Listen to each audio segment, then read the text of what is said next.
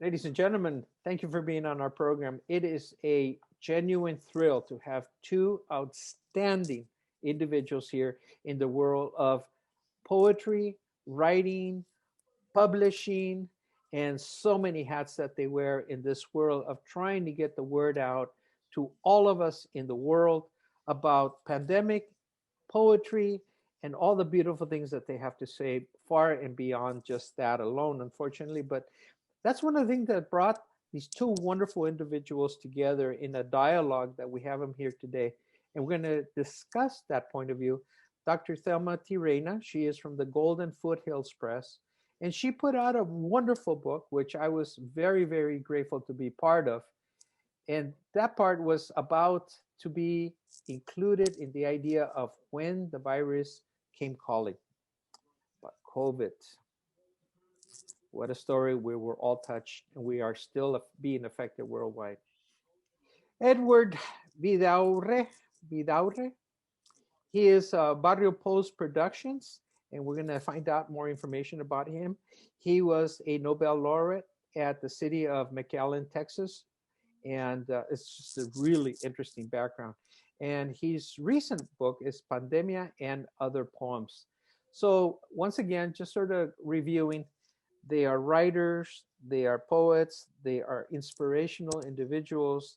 They keep us all alert on what's going on in the literary world. And we want to get back to their information about why they both started to write about the pandemic. First of all, we welcome Thelma T. Reyna. Thank you, Thelma, for being on the show. Thank you very much, Armando. It's a pleasure to be here, and especially a pleasure to be here with my colleague and fellow poet, Edward Vidaurre. It's an honor. Likewise. Edwards is in Texas right now, and Texas is also like California, where their numbers are still currently very high right now in the number of people that are being affected by the COVID. And we're talking about the middle of winter, January 2020. So Thelma, let's start with you. Thelma, tell us about the idea. What motivated you to write the book about when the virus came calling, and how that also reconnected you back with Edward? Well, thank you. Around February, when we saw that this virus had hit our shores and it was looking pretty bad, I knew it was going to be. Well, all of us knew we were in for a very rough time. So I wanted to get ahead of the curve, so to speak. I figured that a lot of books would be coming out about it. I wanted to issue a book where handpicked distinguished poets from across the United States would write in real time during the first half year or 7 months or so of the pandemic of their experiences. And I handpicked 50 poets and other writers, prose writers, essayists across the US. Luckily, 45 said, yes, I'll be part of this.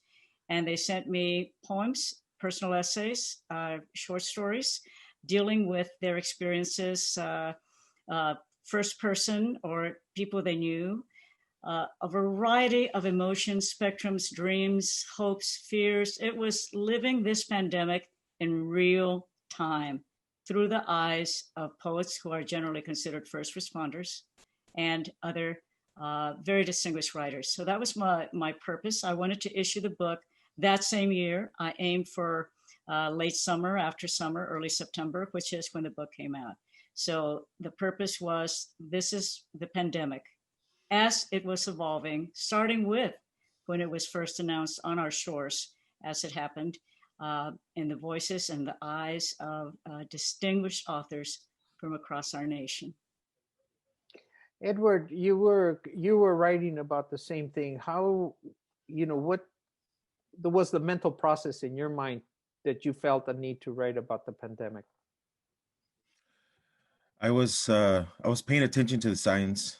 I was listening to it.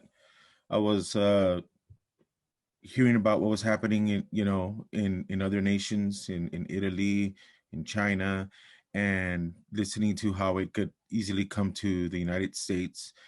And I was just, writing to heal, I just thought, there's people that want to read. There's people that want to, you know,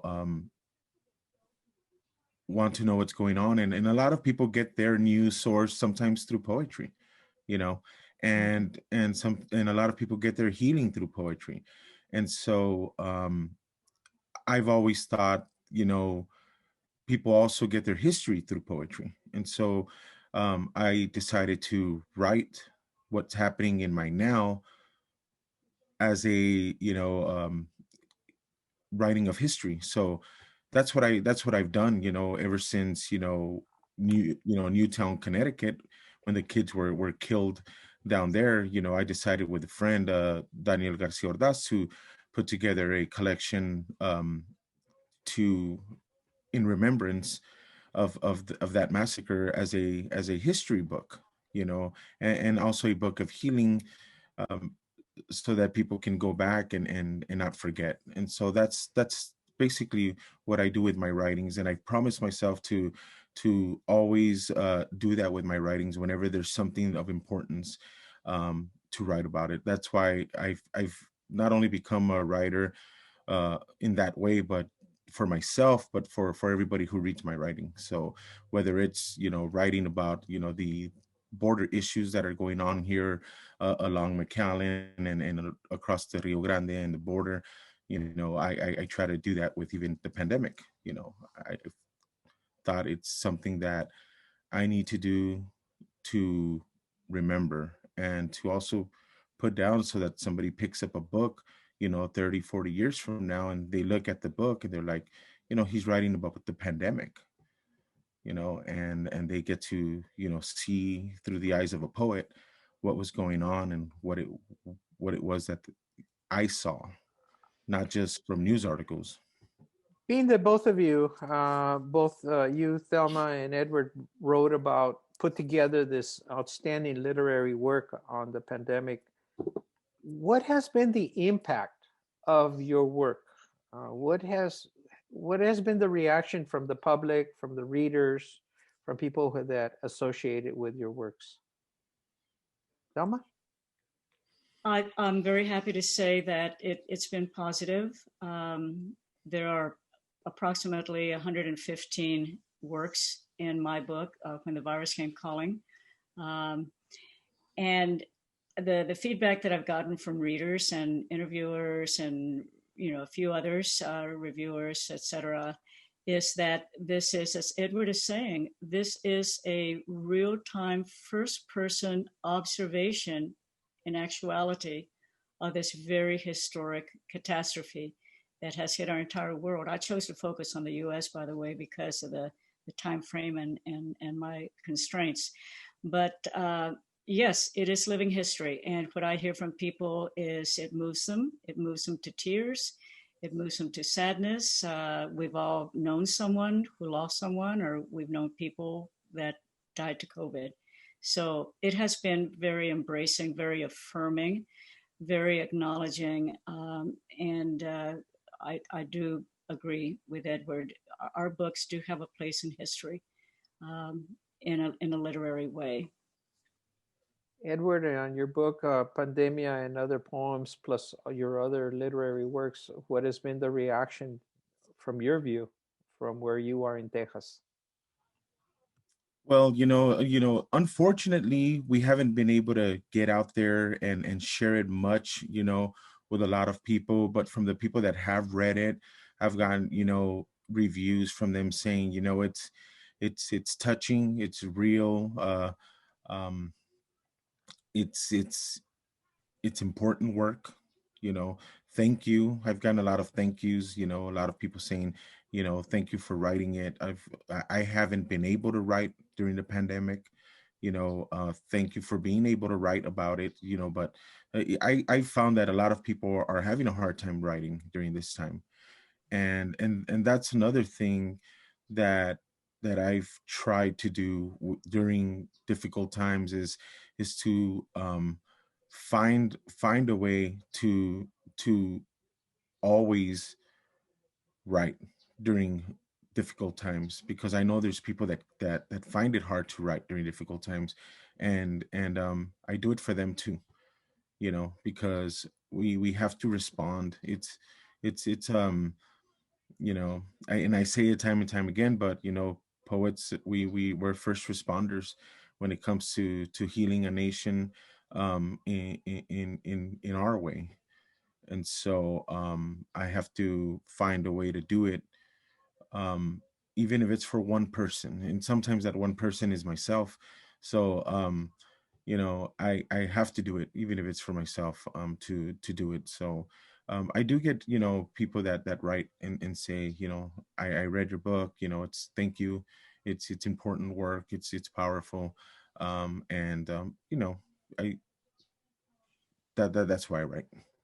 I can understand. I'm learning that, from a person. I'm not a poet per se, but I can appreciate it. But I'm learning that your words, both of you, Thelma and Edward, you create an outlet for people to discuss it, even mentally, and then eventually verbalize it, and then maybe put it on paper or beyond. So your work is very, very important.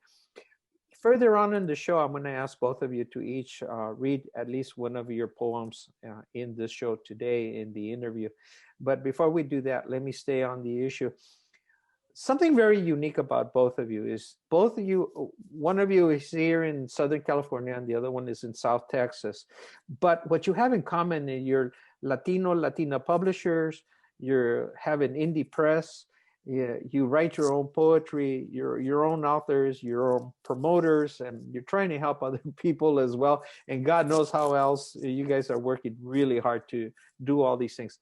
What's your view? What do you share in common, both being indie presses and publishers? Edward, you go first.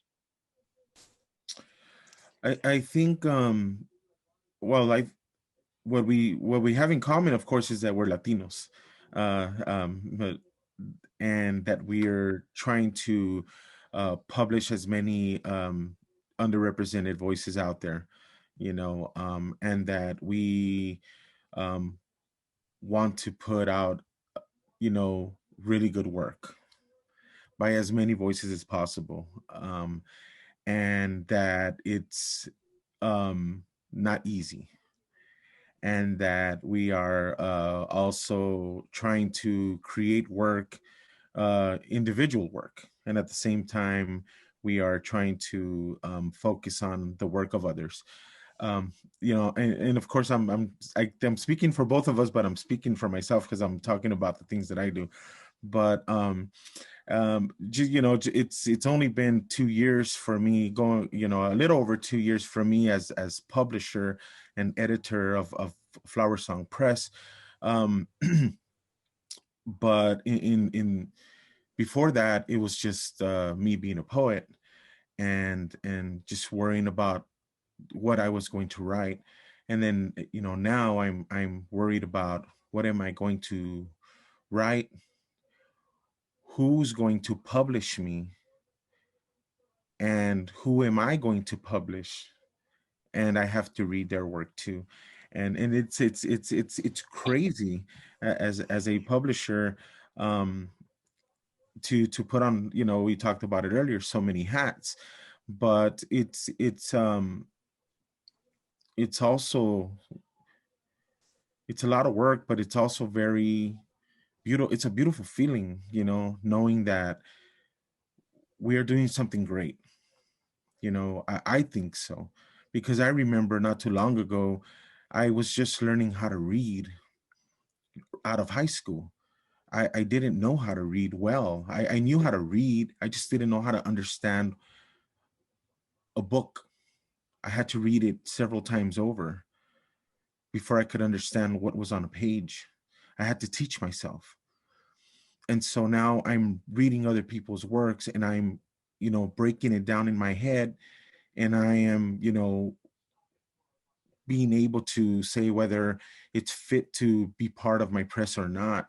And it's a blessing to be able to, come out of being this kid out of East LA, riding a bus to work, teaching myself how to read, to now being part of a, a press that a small press out of South Texas that is doing great things. I commend you on that. How about you, Thelma? I echo a lot of what Edward has said. I find it very, very intellectually stimulating as well as soul satisfying to work with an author, whose book I'm preparing for publication, for example, or, for example, all the works that came in for my book when the virus came calling. As I mentioned, there's about 115. I easily collected closer to 500 pieces from the authors who are represented in there, and to pick up the phone to talk to them about how we can make a poem a little bit better, to share thoughts and feelings, to collaborate, to be part of a joint venture, to take a beautiful creation already from them, and to work together to help one another to rise to a better plateau of literary expressiveness and collaboration. And it just gives me so much joy. In each of the authors that we've published, we're a young press too, collaboratively. I think we have definitely published well over 100 poets in the 3 anthologies we have issued. And to the joy of knowing all these people, knowing their work and helping them to get public visibility is just, to me, one of the big thrills of having my own indie press. I'm not becoming a millionaire from it by any chance. Edward will agree. And yes, it is. It's hard getting the word out there, marketing the books. It's always a killer. But working with the authors and helping them to achieve their dreams, to bring them to fruition, we're all in it together. And I always see being an author as a very reciprocity-filled, mutual teamwork enterprise if we all want to be successful, and we need to be successful together. My next question, it's raised from all your wonderful words here, is I'm going to ask you to share advice to other individuals who are listening and viewing this, but I also want to remind the audience, that it doesn't really matter where you are in terms of location. The internet, emails, etc., allows us all to communicate, even in the U.S. and beyond. So we want to share that and remember that as we're going to give out your contact information in this show. What advice do each of you give to those individuals that probably would like to get their work out there but don't know how to start, or they don't think it's good enough, or etc.? They're having all these barriers to get themselves out into really sharing their word. Okay, I'll go first this time. My advice is, if you really want to see your writing, if you want your writing to see the light of day, it will see the light of day, because we live in an internet era where barriers, gatekeepers, the brick and mortar publishing houses of old that kept tons of underrepresented people of color from publication, that the internet has faded all that away. So stick with it. Network, reach out to people, do some research, Google. There are so many small presses nowadays. I think Edward will agree. Indie presses are proliferating because the internet makes it all easier for us to do. So never give up. Start, write. Do not ever throw any of your writings away. I say this to everyone. I practice it myself. Hang on to everything. Go to literary events. Get to know authors. Reach out to presses. But support other authors, read their books, read their works, before the pandemic, go to their literary events, see how they function, and develop relationships that will foster your desire to be part of such a group. Go to reading events, go to open mics. There's a lot of online publications, opportunities. Pursue them. If you want to see the light of day with your book, it will happen. It's just going to take a little bit of work and dedication, collaboration, teamwork, and interest in others in order for you to achieve that dream, but it will be achieved. I agree. I agree wholeheartedly with what you said. If you're just starting and you've never been published, um, you know, read a lot first. If you're starting off as a poet, read poetry. I can't stress that enough. Read poetry, read lots of poetry, read contemporary poets as well as poets of the past, but know where poetry was and where it's headed, and then you can go to submission sites, and as little as $5 a month you can get a whole, you know you can get whole access to submission, um you know um places, and take your pick. But there's poetry magazines, there's websites on Google, there's you can go to Poets and Writers, and I mean it's the information is out there, but know where you're going to want your work to go. I mean, read where, for example, if you want your poetry about birds to see the light of day, you don't want to send it to a magazine that publishes, poetry about water. Read, you know read the submission guidelines is an important thing.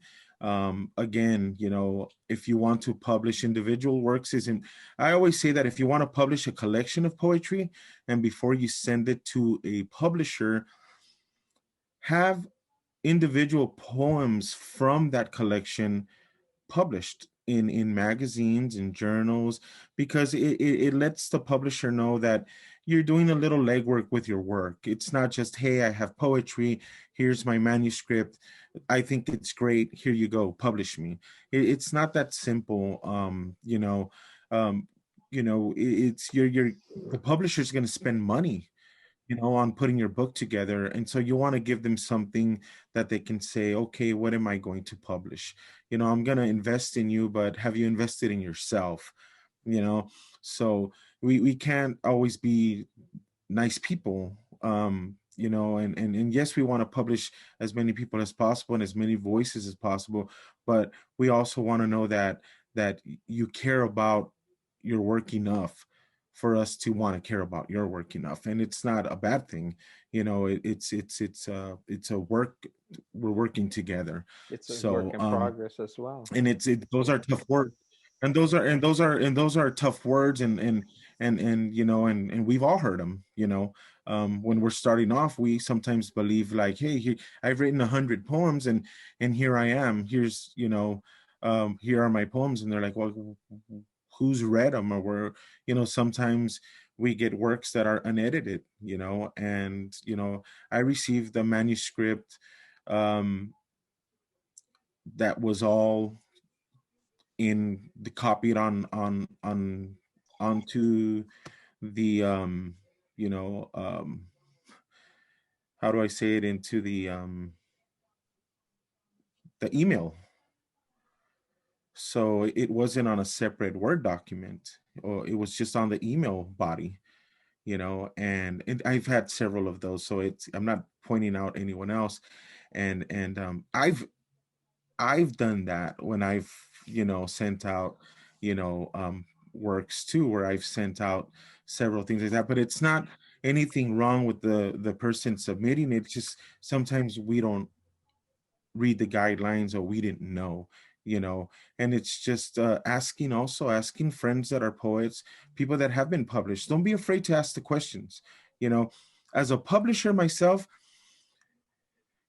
you can ask me questions, and I don't take it as, oh, I'm not going to read your work if you didn't know the simplest question. I read the work. You can ask me a question that might sound stupid, but then you're going to send me a poem that's really, really good, and it has nothing to do with your question, because I know a lot of poets that send really, really good work, and are different. You know what I mean? I, So I, ask the questions. Don't I get the just idea don't be that afraid. I get the idea that it's sort of both of you.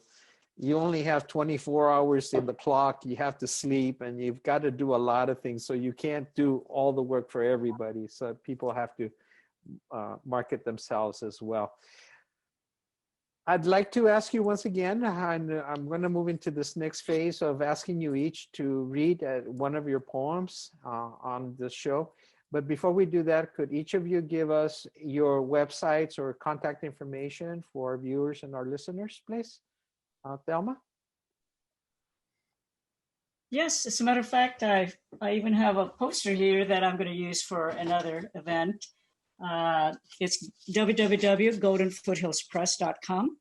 And there's our phone number. We welcome direct calls. As Edward says, we're always happy to talk to people and answer any questions. So www.goldenfoothillspress.com and our phone number. And we look forward to hearing from you. Great. For me, it's edwardvidaurre.com or flowersongpress.com. Wonderful.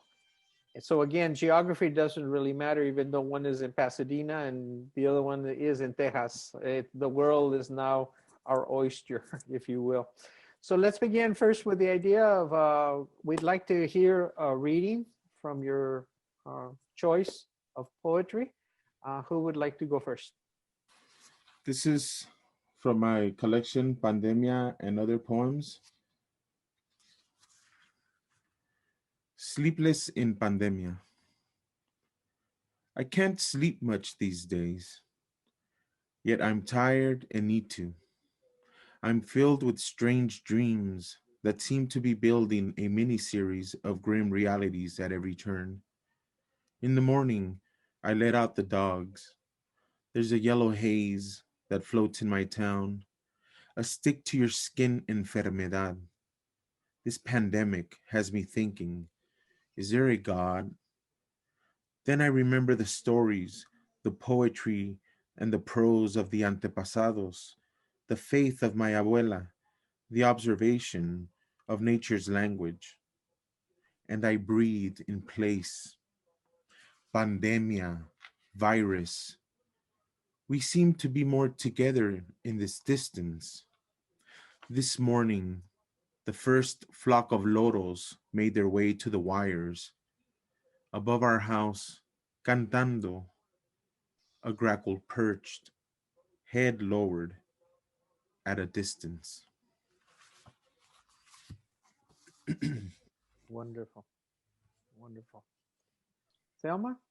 I was the 46th poet in this anthology when the virus came calling. And so I had 5 poems in here, like most of the other authors did. The one that I'd like to read today is called The V That Marks Us. Birds of a feather, you and I, trading out feathers for lines crisscrossing cheeks and foreheads like roadways in AAA brochures, tracking journeys our bodies have trekked, earthbound and piercing clouds. I see you walking by my house, back curved to ground, permed hair, a gray corona shading your paper mask you wear, dented aluminum legs you push squeaking over cracks, trembling your twig body with each conquered step.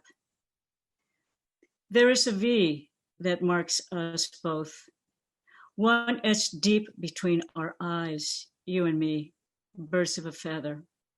The ensconced frown, our tribulations carved on us through 6, 7, 8 decades, building nests for shaking beaks, eye beads focused on our food and our sheltering wings.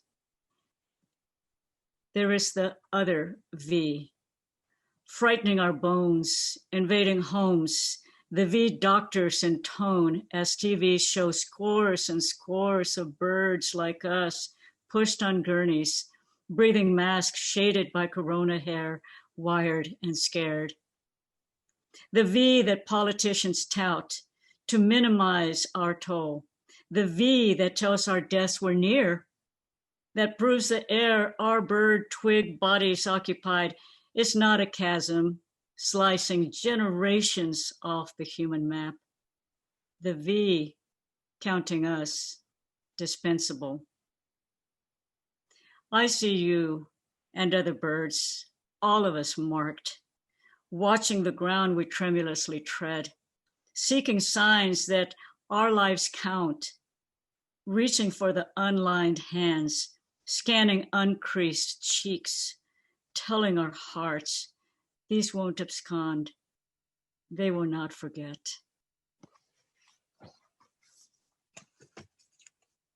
Wonderful, wonderful. Ladies and gentlemen, we've been listening to Thelma T. Reyna from Golden Foothills Press, Edward Vidaurre, and he is on his book, Pandemia and Other Poems. He is in McAllen, Texas. Again, Edward, what is the contact information for your organization, please? It's flowersongpress.com. All one word, flowersongpress.com. And Thelma's is Golden Foothills Press as well. I applaud both of you for your work. I know and I can acknowledge how difficult it must be for you wearing so many hats, both on your personal level for writers and at the same time you're out in the community helping others to get their word out. So I applaud you, both of you, on that. I can only envision how difficult that may be, but you always have our attention to be at that area. So as we come to our closing element, I'd like to give each one of you time for closing statements. But again, I applaud both of you for being Latina publishers, indie presses, and for still making us all conscious of our lives and reminding us that we're all valuable and we all have a position in to contribute to the literary world, which contributes to helping others. So, ladies first, closing statements, please. Thank you. Again, thank you very much, Armando, for having us on your show. And my thanks to my colleague, Edward Vidaurre, whom I have a lot of respect and admiration for. And it's been a pleasure being here. And again, to all the writers out there, do not give up your dreams. If you have a dream, as Edward says, you have to fight for it and let others know that you're fighting for it. Pursue it. It can come true. And to all the Latino authors out there who dream of someday being a publisher, that too is a doable thing. So get your dreams together, strengthen your will, and just pursue your dreams. And thank you for all the support that you give to all of us authors. And we look forward to crossing paths with many of you. Take care. Thank you. Edward? Thank you, Armando, again for leading us through a great interview. Thank you, Thelma. Again, good seeing you. And for everyone out there, you know, I'd love to see more Latinx publishers out there, honestly. I'd love to answer any questions I can if you want, you know, some insights on the publishing world. I'd love to see more female publishing companies pop up all over the nation. I'd love to see more, you know, LGBTQ plus publishers popping up all over the nation. I know we were talking about this earlier, and you know, I'm putting in the work. FlowerSong Press, you know, I'm doing as much as I can because I look to leave something so that it gets run by my daughter, you know, when I'm, you know, done and gone. So I'm excited to know that it'll be run by a female, because it's just something that needs to be done. So it's time that we let the smart people run this place. You know, yeah, we tried. We ruined a lot of things, right? but all kidding aside, whatever I can help with, you know, I'm a email away. You can find my contact information on my website. You can hunt me down. I'm on social media. I'm if you ask anybody, if you ask any of my authors or people that I talk to, I get back with everybody really quick. You know, we all have our phones with us, so we have social Yes, media on our fingertips, and I'm really good at texting back and getting back. I might not have the right answer right away, but I'll get it. But even if it's an acknowledgement, you'll get it from me, and we go from there. Well, that's a starting point. But yes, yes, yes. Become publishers. If you can't get published, publish yourself. It's easy to do. Just get your book out there. Get your book out there. Get your writings out there. But do it. And if you need a blurb, you know, I'll read your work, and if I'm worthy enough to blurb it, and you think so, I'll do it. So let's help each other out. amen, amen. Thank you both for being in here, ladies and gentlemen. We had the honor of having Thelma T. Reyna, Golden Foothills Press, and the wonderful book, When the Virus Came Calling, and Edward Vidaurre from the recent book, Pandemia and From Other Aztlan Poems. Libre Press. Excellent. And again, thank you for your words, your kindness, and your moments of sharing your poetry with us. And very motivational. So, ladies and gentlemen, please, you've been invited to contact them. Do so. You can also contact me if you have any questions at afsanchez66@gmail.com. Again, thank you all for being on our program, and we look forward to having you in the near future as well.